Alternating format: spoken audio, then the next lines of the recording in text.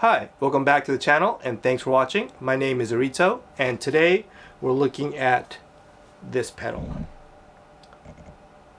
Okay, it is the Maxon OD-02 Overdrive and there's a lot to talk about regarding this pedal.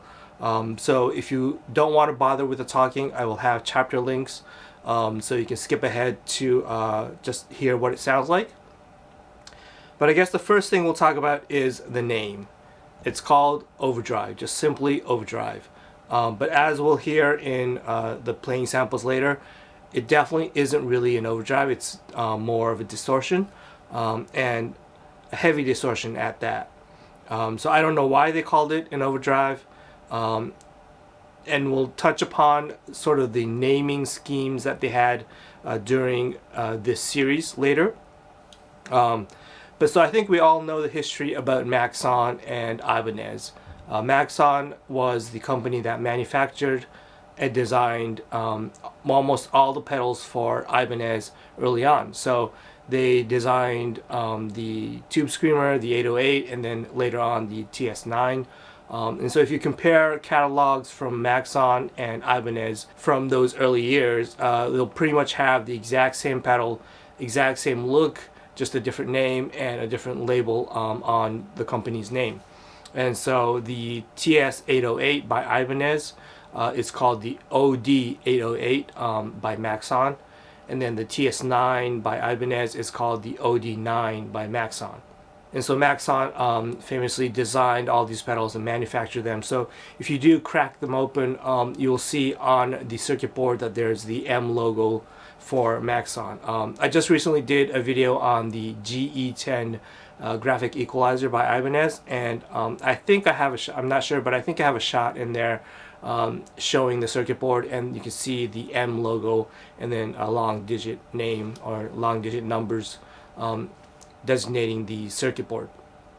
Anyway, so once the 9 series was over, I think it was 85-ish, Ibanez moves into the 10 series, and so you have the TS10 and a bunch of other pedals, and around that time Maxon moves into the 01 series, it's called.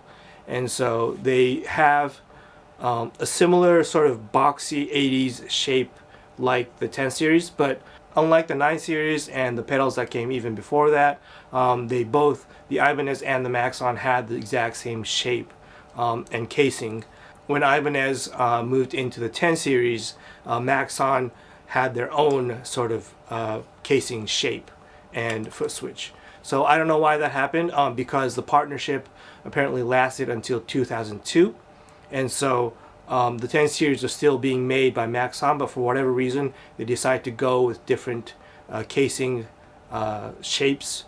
It's kind of interesting that they decided to go this route. I don't know why. So if you do know some of this stuff, please share in the comment section below. But so this is part of that 01 series, starting I think in 86 maybe, and into the early 90s. And so it's around this time, with the introduction of the 01 series, that Maxon starts making their own original pedals that weren't available in the Ibanez line. And a lot of these original pedals are definitely unique, quite wacky, and really strange sometimes. And so I think probably the rarest of them all and probably the strangest of them all is the Spectrum D, I think it's called. It's like the SP01, I think. And it is a distortion pedal with a cocked wah sound built into it. And I'm not quite sure, but I don't think you can get rid of the cocked wah sound. Maybe you can, but there's like a little sweep, like a Q sweep maybe. But basically I think you're kind of stuck with a cocked wah sound regardless. And you might be able to switch it off. I'm not sure, but it's just this weird concept that they came up with. And I think I read somewhere, I'm not sure again about this, but I think I read somewhere that Michael Schenker with his cocked wah sound was huge in Japan at the time, and Maxon tried to capitalize on that and said, hey, we could just build a pedal with that sound built into it so you don't have to cock your wall every time you want that sound. And so it was a really strange pedal. I think I saw only one demo on it on YouTube, so you can go look that up if you want to. But that was probably definitely the weirdest of the bunch.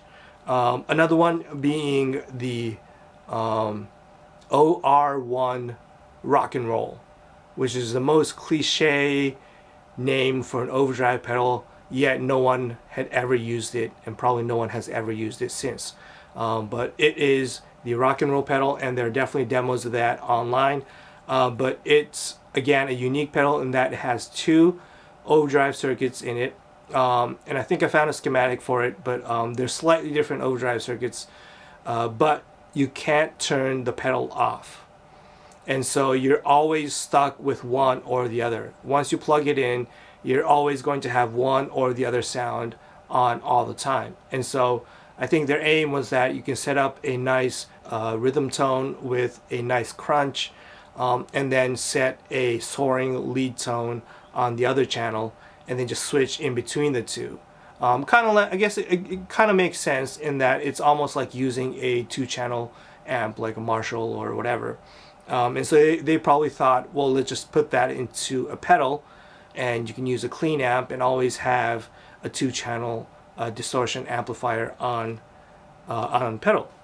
And again, that didn't probably fly very well, probably didn't sell very well. So you can find it occasionally, but they're not readily available. I think the other more normal pedal is the OD-01, so the one that came before this, which isn't called an overdrive, but it's called the driver, which is just another funny name. I don't know why they called it that, but it's the driver. And I think there's a switch on it, or you can switch between soft clipping and hard clipping. I kind of remember seeing a schematic for it, and if my memory is correct, when you switch on the hard clipping, I don't think you switch off the soft clipping. So you're always in a soft clipping overdrive, and the switch just adds hard clipping to it, but I could be wrong. But anyway, so that, I've seen demos of that online, and that seems like a nice usable overdrive. Anyway, so long-winded story about the Maxon 01 series and how they made some unique, weird, wacky pedals. They also did regular stuff like the metal, what is it, the super metal, whatever it is, which does have an Ibanez counterpart to it. They did the Super Tube Screamer, which was actually included in the 9 series as well. So they kept some of their more popular normal pedals, but then kind of went off and designed some really unique stuff.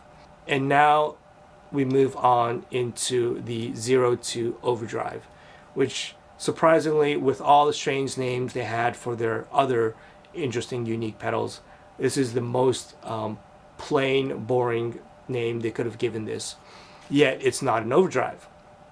So what is this? So it is a distortion. I'll have a picture on the screen, but it has a drive knob, a tone knob, and a levels knob. And up here you have a phase knob and a mix knob. And what's going on? My research or reading through the brochures that I could find online, they basically added what's called an enhancer circuit to this overdrive or distortion. And I've always heard the word enhancer and exciter referred to in the guitar or slash recording audio community, and I never really grasped what it was. So I did some research online, and if you want to learn more about this stuff, definitely go do some research. This is just stuff that I picked up as I read through a bunch of articles. And also, if you are an expert on this stuff, please comment below and educate me on what it is and what I'm saying wrong. But what I found was that an exciter, the signal comes in, they split it. One side of the signal, or one signal chain, goes through some filter where it generates harmonics, and the other signal just goes through straight, sort of like a clean blend in a chorus pedal. And so while this signal is sort of being filtered and somehow in some special patented way generating harmonics, higher order harmonics. And then at the end they add those higher order harmonics onto the original signal, and that creates this clarity to the sound. And that's what I read to be an exciter. And so this became huge in the recording community, and you can read up about it. But at first, you couldn't even buy these units; you had to rent them because it was all a big secret. And then afterwards, they became available, whatever. But and then we move on to an enhancer. And sometimes these two words, exciter and enhancer, get mixed up, and so people use one for the other. And so I think I don't know if there's a clear definition of what is an exciter as opposed to what is an enhancer. I think there might be trademarks involved as well. But an enhancer is the most famous one being the BBE sonic maximizer. And what I read the BBE to do was that instead of generating harmonics, they phase shift different frequencies. So the lower frequencies gets delayed and slightly phase shifted. The mid frequencies get slightly delayed and phase shifted, but not as much as the bass. And then the treble frequencies go straight through. And so by shifting the phase of these three frequency ranges and then adding those up later, you get some correct, and it's supposed to be how the original signal sounds, or I don't know what's going on, but and so that's the enhancer. And the BBE sonic maximizer, and then in pedal form it would be the BBE sonic stomp, were huge in the 80s and then into the 90s. I remember even as a kid I had a cheap Iowa stereo system, and there's a BBE button on it. And at the time when I got that stereo system, it was like, this has BBE on it and it sounds so good. It brings back the clarity in the sound or something like that. And I remember BBE with that logo being a huge thing back in the 80s and in the 90s.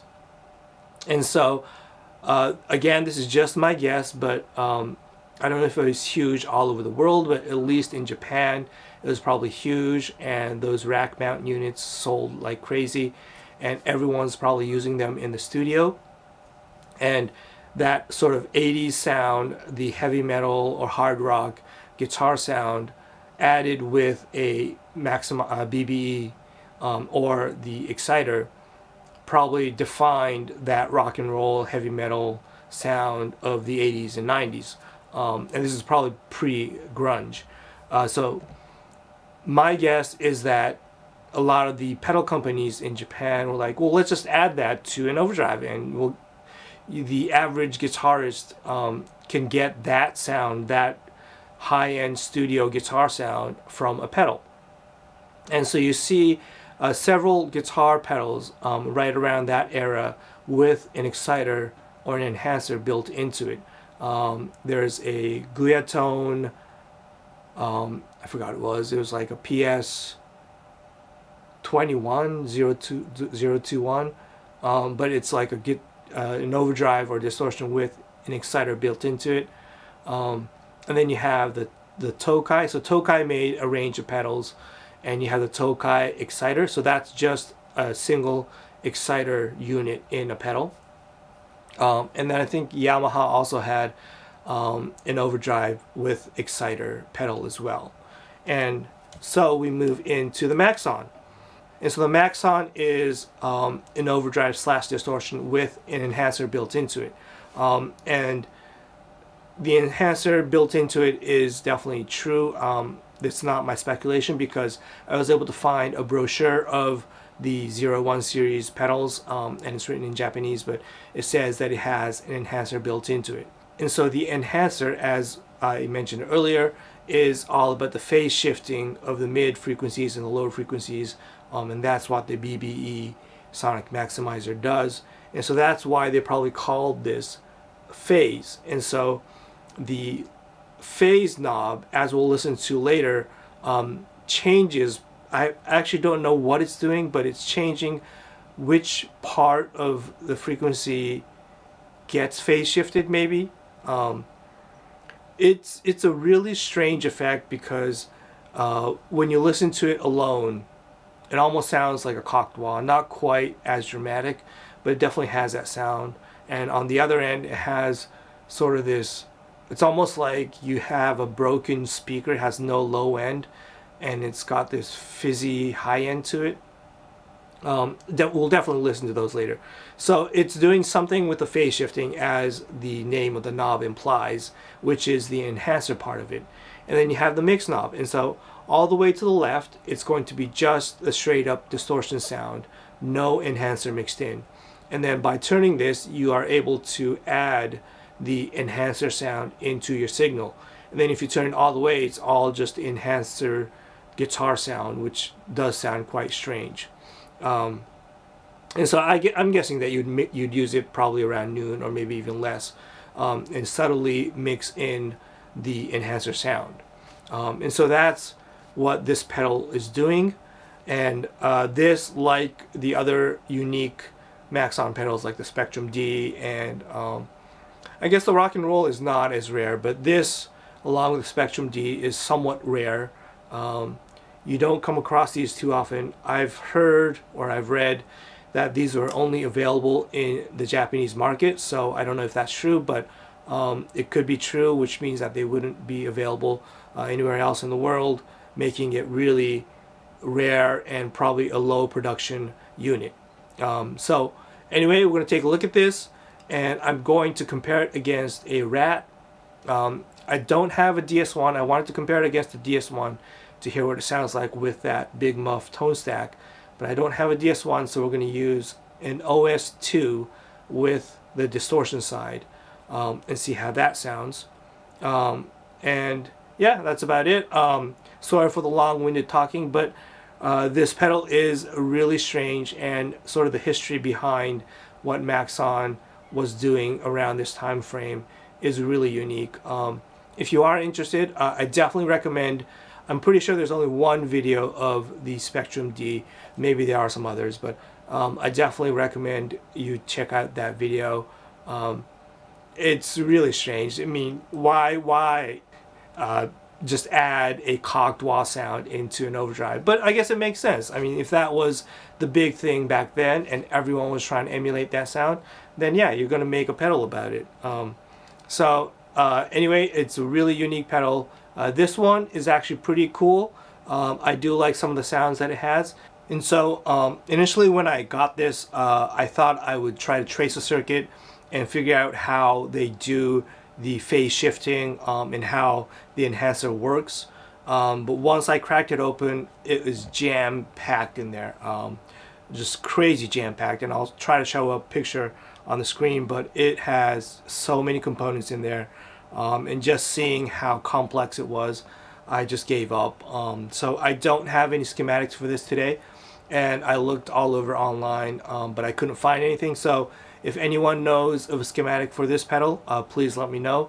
But I don't think there are any available. But just looking at how many op amps are in there and all the capacitors and resistors, this enhancer circuit is probably pretty complex. Probably very much like the BBE Sonic Stomp.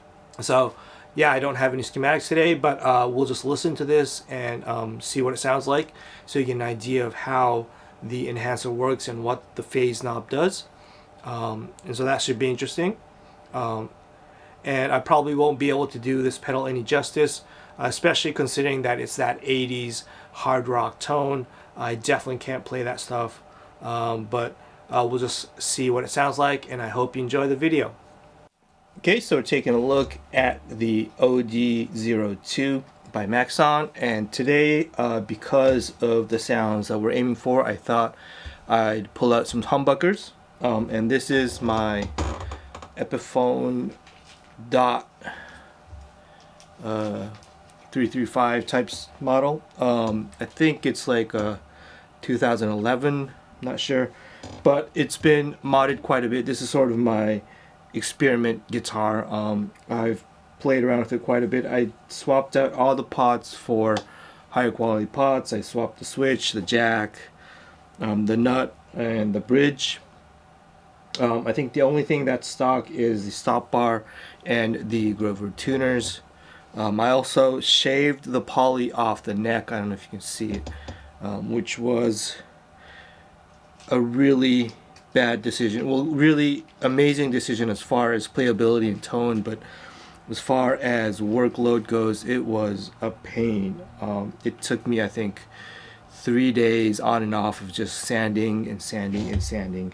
It's really hard, it's really thick, the poly layer was thick, but afterwards it sounds completely different, and I'm really happy with the results. As far as pickups go, the bridge pickup is a Seymour Duncan Seth Lover, just a modern one, and this one is a Seymour Duncan 59 neck, but it's from the mid 80s, I think. A friend of mine gave it to me, so I have that in there. But I think we'll mostly stay on the bridge for today. And over to the pedals. This is the Rat clone that I built with the LM308. You can watch a video on the Rat op amp comparison that I did. And the toggle switch is for, in the up position, it's your regular silicon diodes. In the middle position, it's going to be no diodes and just the op amp. And then in the down position, it's going to be LEDs, but we're going to stay in the silicon mode for today. The OD-02 and an OS2 by Boss.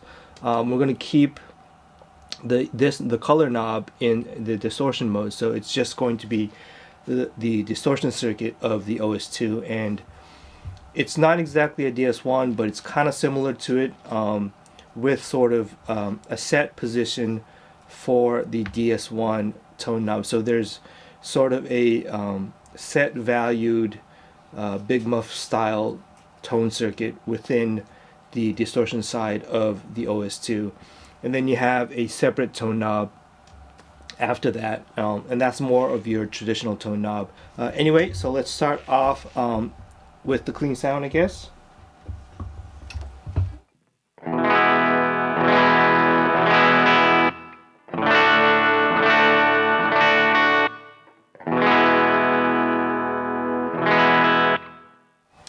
Okay, so the amp is just about to break up, and I've added just a little bit of reverb in the effects loop. And so we'll start off with the OD-02 and everything at noon. Well, actually, I'm going to turn the mix knob down to 0. So this is just the distortion circuit or the overdrive circuit, and this isn't doing anything at the moment. So let's turn that on.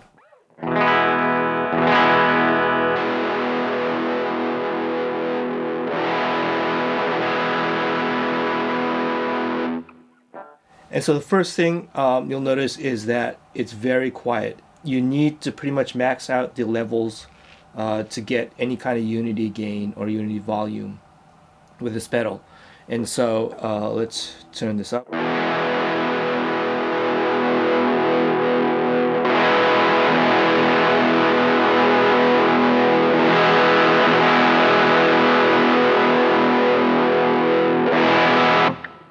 Okay, and so that's about unity, at least what I feel like is unity.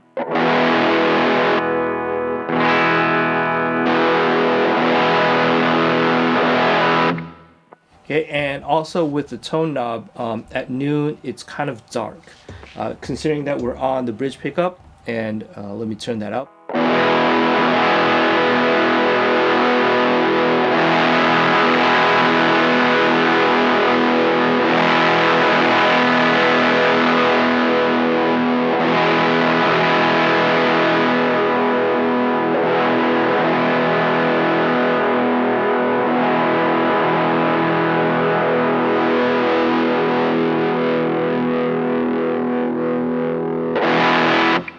So I kind of like to leave it right around 2 o'clock, somewhere around there, and I think that sounds pretty good. But it still sounds a little bit dark, and this is just my personal speculation. But once you add in the phase, it starts to get a little bit brighter because it's going to sort of increase the clarity as the enhancers would do.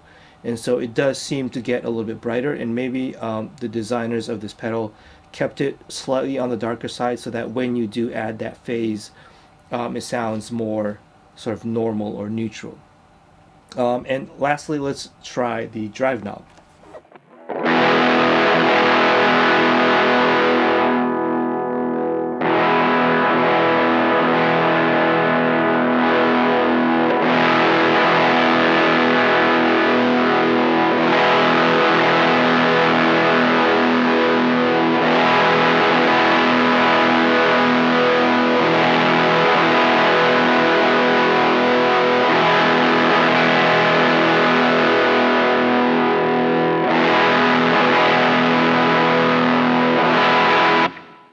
Okay, so you can definitely hear that it's definitely not much of an overdrive. It's a hard distortion sound, and somewhere around 9 o'clock ish, it has a mild sort of. I wouldn't really call this an overdrive. It's just like a low gain distortion, mild distortion.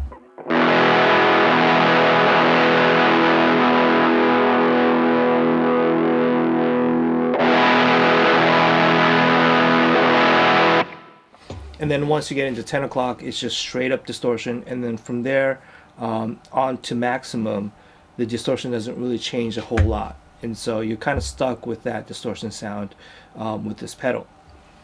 Okay, and so now let's move on to the phase knob. And we'll start off with it all the way to the left. And I don't know if you're going to be able to see these, but it says tight on the far left and then fat on the right. And so that's probably what whatever is going on within the phase shifting enhancer circuit. They probably thought that one of them is tight and then one of them is fat.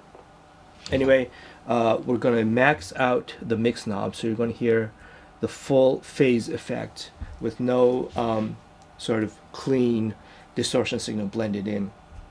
And this is what it's. I guess I'll start off with this at 0.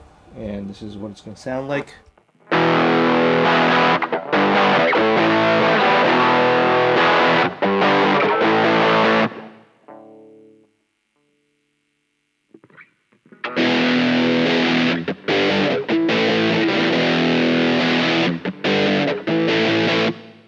Okay, so you can definitely hear it's got this weird scoopy sound.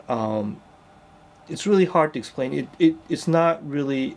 It doesn't sound like a typical EQ'd sound. It's not just like you're mixing or you're reducing the mids and scooping at the sound. It's definitely got some phase shifting going on, and it sounds really strange on its own.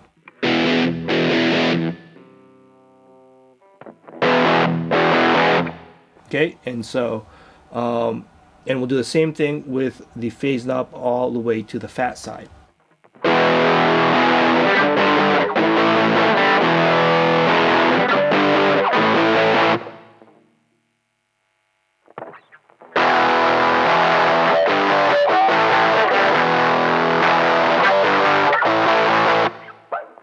Okay, so again, it sounds really strange. It's got some weird phase, obviously some phase shifting issues going on. From what I hear, I think the fat sound that it's on right now sounds kind of like a cocked wah.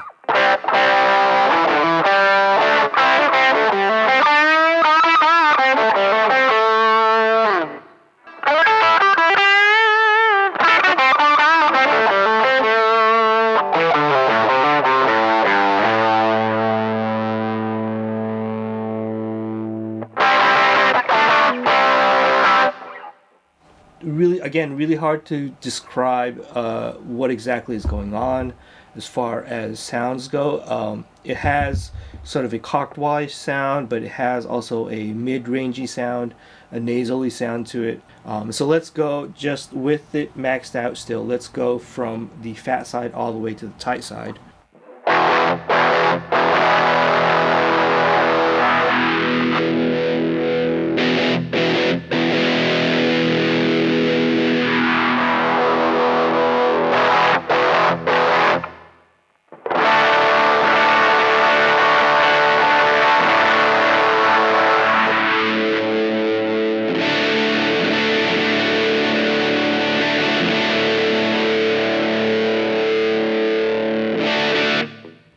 So you could definitely hear that strange, it's really hard to describe, but that strange phase shifting in the mixing of different frequencies. I really don't know what's going on internally, and probably someone out there watching this can explain. But it seems to be doing something really complex with the phase shifting of the different frequencies within the guitar signal. And so, one thing we should probably do is to see how the blend changes as we mix in the phase.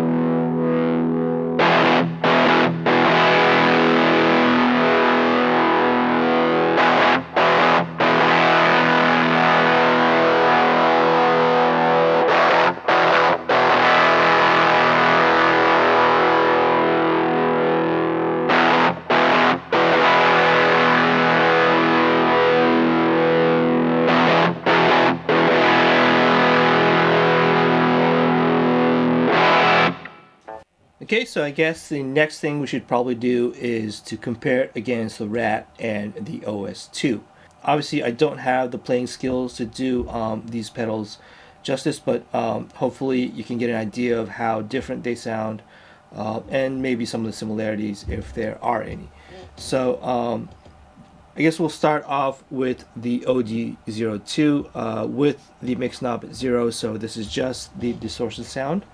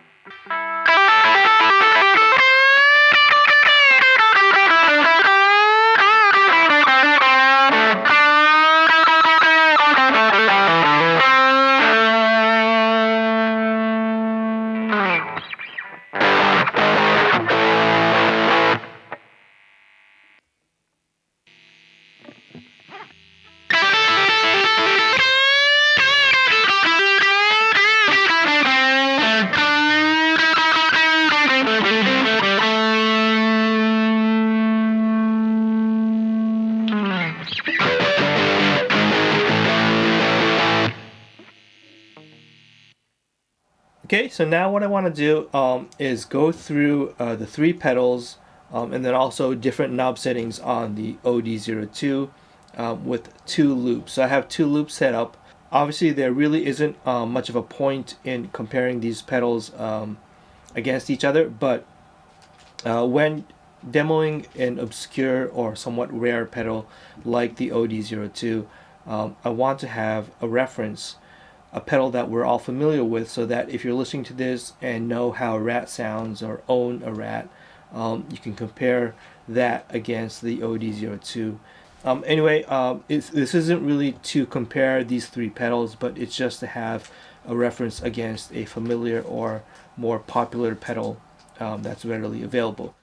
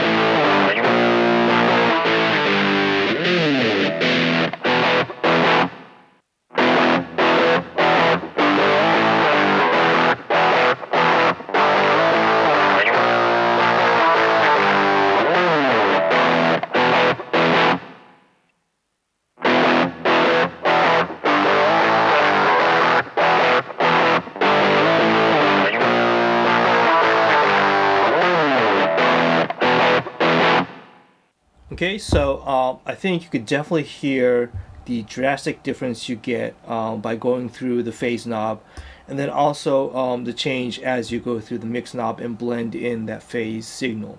And so for me personally, I think it probably sounds the best when it's subtly mixed in, so like around 10 o'clock or 11 o'clock, like that. And so the last thing I want to do is play the same loops again with and without the phase mixed in. So meaning that it's going to be mixed in right around at 10 o'clock and then without. So let's try to hear the difference when you blend it in very subtly.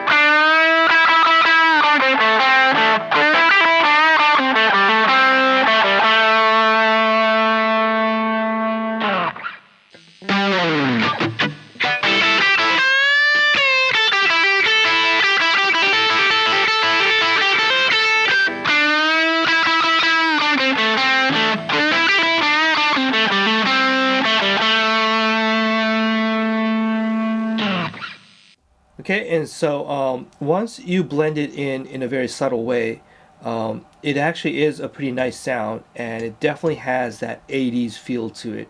And you can see that the enhancer effect was probably huge in the studio in the 80s and probably in the early 90s as well.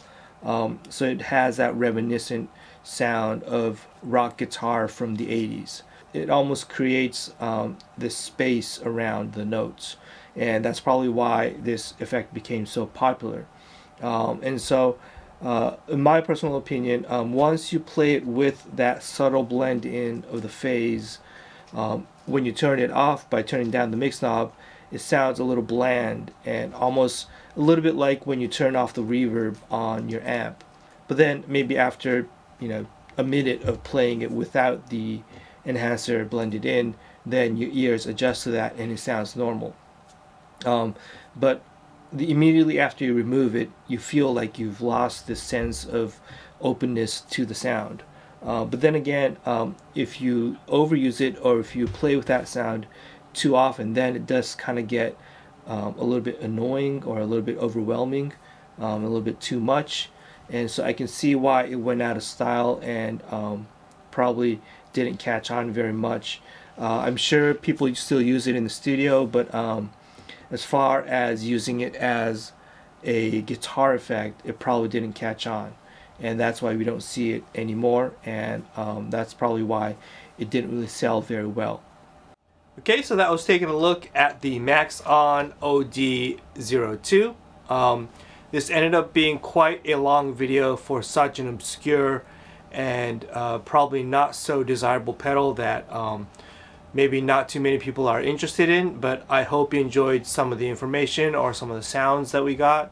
I don't know if this is a good way to put it, but my final impression of the enhancer circuit with the distortion felt like it was almost the MSG for guitar tone.